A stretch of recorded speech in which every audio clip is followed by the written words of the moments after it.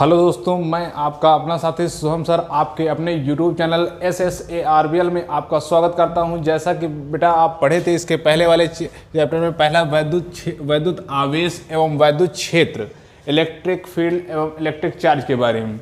उसमें हम बताए थे आपको वैद्युत आवेश के प्रकार, धनात्मक आवेश, ऋणात्मक आवेश, वैद्युत क्षेत्र की तीव्रता। इतना हुआ था पिछले वाले वीडियो में। बेटा आज बात करेंगे कूलाम के नियम के बारे में। किसके बारे में बात करेंगे बेटा?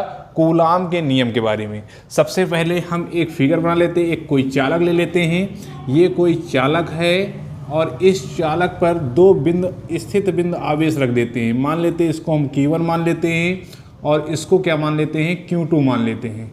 क्या मान लेते हैं बेटा? Q2। दो स्थिर बिंदु आवेश रख देते हैं और इसके बीच की दूरी हम क्या मान लेते हैं? R मान लेते हैं। क्या मान लेते हैं बेटा? R मान लेते हैं। और इस पर कोई बल क्या कर रहा है? कार्य कर रहा है। तो यहाँ से अगर हम डिफिनीशन बताएंगे बेटा, तो सिंपल तरीके से पहले हम लोग यहाँ इस फिगर से डिफिनीशन सीखेंगे। किन्हीं दो, भाई देखिए इसमें एक आवेश ये है और एक आवेश ये है, तो किन्हीं दो स्थिर बिंदु आवेशों के मध्य लगने वाले आकर्षण बल या फिर प्रतिकर्षण बल। कौन से बल? किन्हीं दो स्थिर बिंदु आवेशों के मध्य लगने वाले आकर्षण बल या फिर प्रतिकर्षण बल उनके आवेशों के गुणनफल के क्या होते हैं? अनुक्रमानुपाती। क्या होता है बेटा? अनुक्रमानुपाती। तथा बीच की दूरी के वर्ग के व्युत्क्रमानुपाती होता है। क्या बताया गया बेटा? फिर से एक बार डिफिनीशन।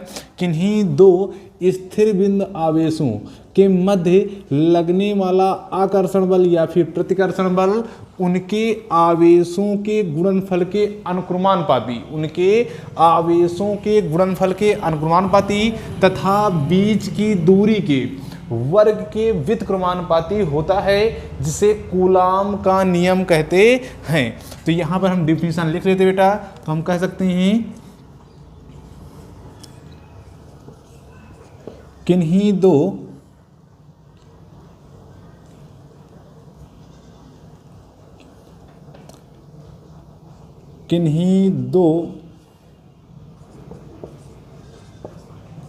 स्थिर बिंदु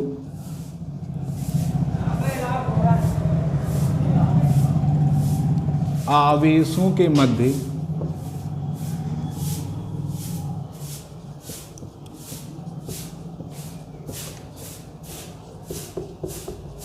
लगने वाला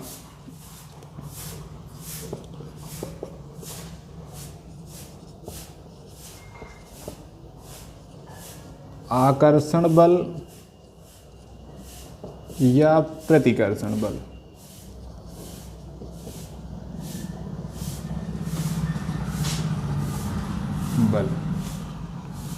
उनके आवेशों के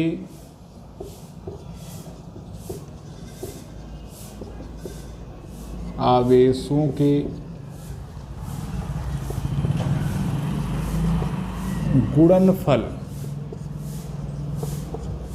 के अनुक्रमानुपाती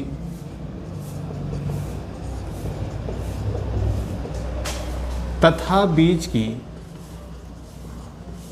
बीच की दूरी के वर्ग के व्युत्क्रमानुपाती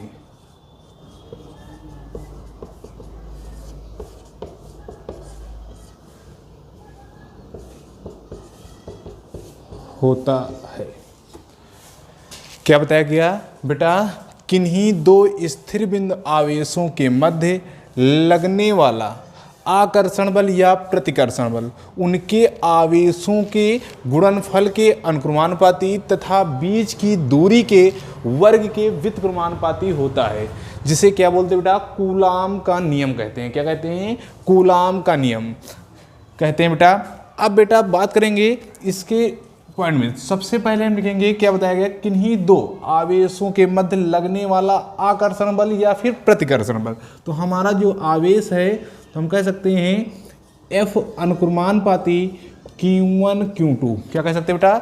F अनुक्रमानुपाती Q1 Q2। इक्वेशन हम क्या मान सकते हैं यहाँ पर, फर्स्ट मान सकते हैं। इसी प्रकार जो सेकेंड बताया गया उनके बीच की दूरी के वर्ग के व्युत्क्रमानुपाती होता है, तो हम कह सकते हैं F व्युत्क्रमानुपाती R स्क्वायर। इक्वेशन क्या मान सकते हैं, सेकेंड। अब देखिए बेटा, समीकरण 1 व 2 से जाएंगे। किससे जाएंगे बेटा, समीकरण 1 व 2 से। इतना बेटा नोट डाउन कर लीजिए, फिर इसको मिटा दें, फिर आगे बढ़ते हैं। हो गया बेटा, हो गया सबका, ठीक।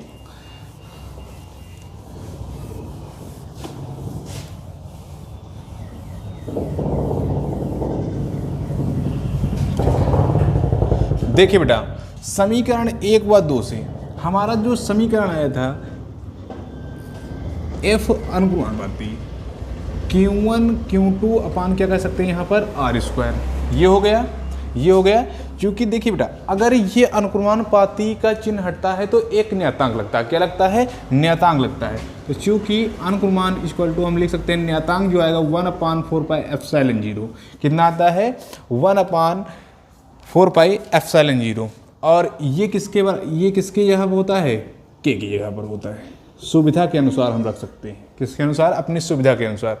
अगर हम यहाँ पर अनुक्रमानुपाती चिन्ह हटाएंगे, वो नियतांक पर रख सकते हैं, तो F equal to 1/4πε0 into Q1 Q2 upon क्या कह सकते हैं, R स्क्वायर। क्या कह सकते हैं बेटा, R स्क्वायर। और यही हमारे कूलाम के नियम का क्या है बेटा, प्रूफ है। क्या है, प्रूफ है।